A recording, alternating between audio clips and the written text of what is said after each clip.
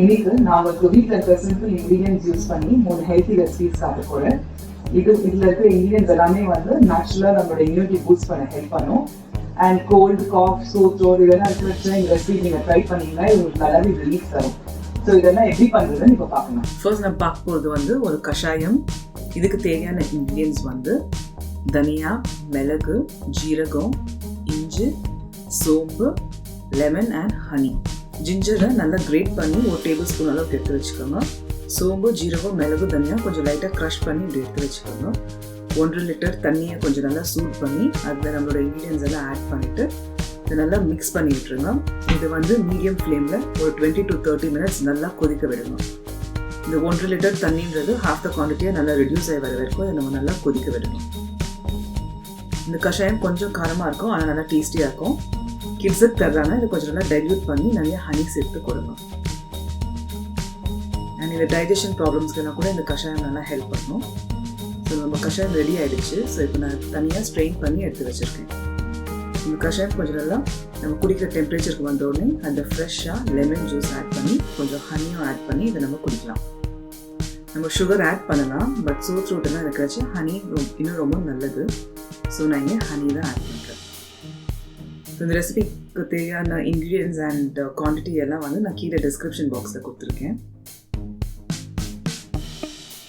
அடுத்தது நம்ம பார்ப்பது வந்து டர்மரிக் மில்க். இதுக்கு தேவையான இன்க்ரீடியன்ஸ் வந்து 1/2 லிட்டர் பால், அதுக்கு வந்து ஃப்ரெஷ்ஷாக கிரேட் பண்ண மஞ்சள் வந்து 1 டேபிள் ஸ்பூன் அளவுக்கு இதில் நான் ஆட் பண்ணுறேன். நீங்கள் வேணால் டர்மரிக் பவுடர் ஆட் பண்ணிக்கலாம் 1 டீஸ்பூன் அளவுக்கு. வந்து இஞ்சி வந்து காஃபுக்கு கொஞ்சம் ஹெல்ப் பண்ணும். அண்ட் வந்து பெப்பர் வந்து உங்கள் காரத்துக்கு ஏற்ற மாதிரி நீங்கள் ஆட் பண்ணிக்கலாம். சினமன் பவுடர் ஆட் பண்ணுறேன். இது இல்லைனா நீங்கள் வந்து ஒரு சின்ன பீஸ் பட்டை ஆட் பண்ணிவிட்டு இதை நல்லா கொதிக்க விடலாம். இது ஒரு 20 minutes ஆகுது, கொஞ்சம் நல்லா கொதிச்சு வரட்டும். இப்போ நம்ம பால் ரெடி ஆகிடுச்சு. இதை குடிக்கிறதுக்கு முன்னாடி கொஞ்சம் நல்லா ஸ்ட்ரெயின் பண்ணிவிட்டு அதில் ஹனி ஆட் பண்ணி நம்ம இதை குடிக்கலாம். இது வந்து காஃபுக்கு, சோர் த்ரோட்டுக்கு எல்லாம் நல்லா ஹெல்ப் பண்ணும். தூக்கமும் நல்லா வரும். ஸோ இப்போ நம்ம டர்மரிக் மில்க் ரெடி ஆகிடுச்சு. அடுத்தது நம்ம பார்ப்பது வந்து லெமன் கஷாயம். இதுக்கு தேவையான இன்க்ரீடியன்ஸ் வந்து ஒரு எலுமிச்சை பழம், ஒரு சின்ன பீஸ் இஞ்சி, 2 லவங்கம், ஒரு மஞ்சள்.